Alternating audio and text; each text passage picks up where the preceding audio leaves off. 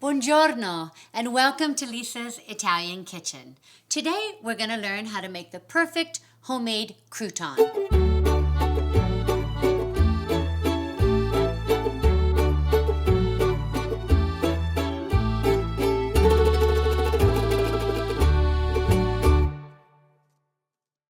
So here I have a variety of Italian breads, all of which are wonderful to use for croutons. For example, here I have a nice thick Italian country rustic.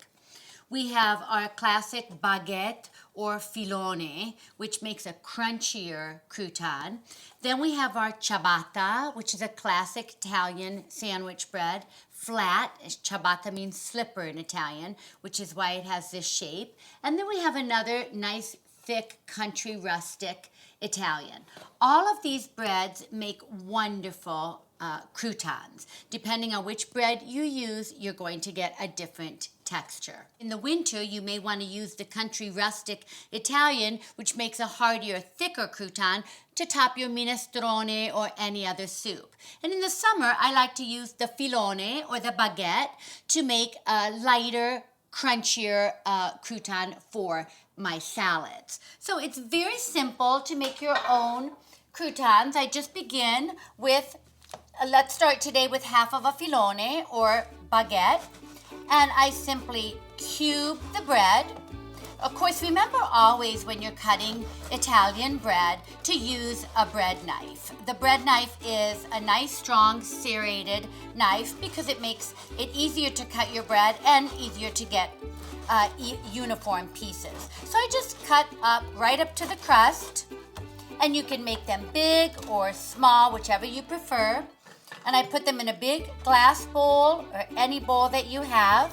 See, they're nice and getting crunchy already because this is a day-old loaf of bread. So it's always better to use bread that's a little old. Of course, our Italian bread has no preservatives, no additives, no shelf life extenders. So by the next day, it's perfect for making croutons, nice and crunchy. So I just slice my pieces in half like this. After they're in the bowl, what I'm going to do is flavor them with two things that I love to use on my croutons. Of course, first of all, extra virgin olive oil. So I just take the bread, take a little bit of extra virgin olive oil, and coat the bread well, because I'm going to add some seasonings and I want them to stick to the bread. So you might want to apply one coat of extra virgin olive oil and then toss it to make sure all the pieces of bread are well covered. Maybe add a little more. And now we're going to add garlic and salt and a little parsley. So just you can buy any type of garlic salt that's already at your supermarket, or you can make it yourself by buying the dehydrated garlic and then adding some nice Sicilian sea salt and some fresh parsley. So just sprinkle a little bit of that onto the chopped croutons, and then we're going to toss this well.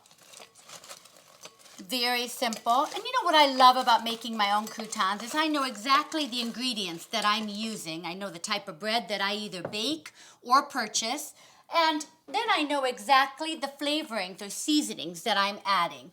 You know, maybe you might want to add a little flavored olive oil, like basil or lemon in the summer. Or maybe hot, spicy olive oil with crushed red pepper. Depending on what you're going to be using the croutons for, there are a variety of different types that you can make. Now I just place the chopped croutons and seasoned croutons onto a baking sheet. I like to use a Silpat on my baking sheet because it prevents them from sticking. But you could also use parchment paper or put them right onto the baking sheet itself.